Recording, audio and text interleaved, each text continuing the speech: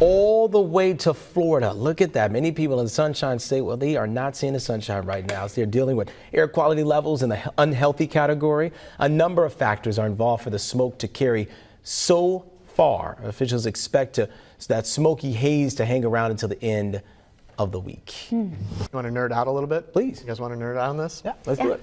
So I got word that we were going to mention that story, so I wanted to kind of pull back the curtain on how we know where that smoke came from and why we know it's smoke and not anything else like Saharan dust. Look at your screen there. A lot of lines. There's an L, there's some arrows, so let's go ahead and break this down a little bit. It's similar. The technology and just a simple understanding on how the atmosphere works helps us trace the smoke back. Kind of like if you threw a stick in the river and then you found it later on. Well, if you know some of the ingredients in the river, the speed, the topography, you can trace that stick all the way back to the starting point. We can do that with the atmosphere. It actually acts more like a liquid than anything else, the atmosphere that is.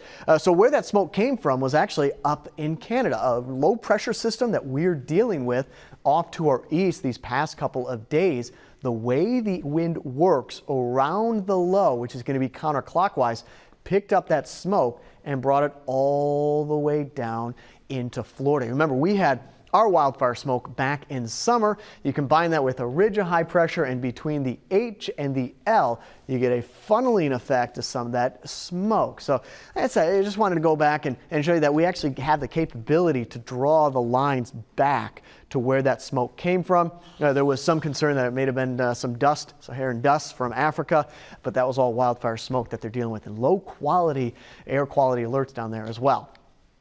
Thanks for nerding out with me. Thanks for nerding out with me. They're already on their phones. Anytime. They're already on their phones. I started talking about 83 degrees right now in Elkhart. 83. Hey, wake up. Hey, wake up over there. All right, class is starting. Pop quiz. 82 degrees in Knox, 84 degrees in Francisville. Zoom the map back out. When we showed this yesterday, it was orange and yellow all across the board, back out here to the west. Now we're starting to see that next system take shape with more of the greens and the yellows, not only to our northwest, but back down here to our south as well. That's that next system starting to take shape. I still expect it to be warm, if not mild, through the day on Thursday. But Thursday wasn't about a sharp change in our temperatures. It was more about the rain. So compared to today, we reached about 85 degrees for our high temperature. We're going to be cooling off about 15 degrees on Thursday, and then another 10, possibly 15 degrees into our Saturday and Sunday. It's going to be about the rain, and the weekend is going to be more about the cold temperatures coming in. The other part of this is if we're only warming up to about 54 degrees for a high, that does allow us to cool down quite a bit and farther at night. So the first freeze of fall, typically we average about October 6th, so we're right in that territory.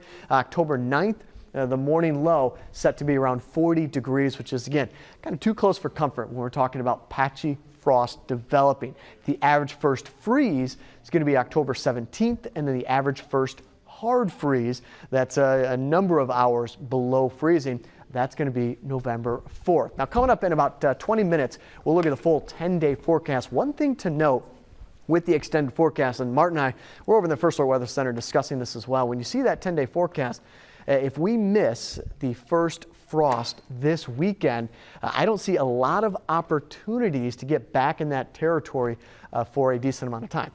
What's a decent amount of time? About 2 weeks or so before we start to see the next chance of maybe a frost or a freeze. Pop quiz. Okay with that. Yeah, I am too. Let's ease into fall. Yes. Yeah, I think the rain on Thursday and then the cold temperatures this weekend will allow us to ease in rather than go to winter. Temperatures in. I'm ready for this pop quiz. Go ahead. Sorry. Give me one question from that map you showed. Sure. I'll be ready.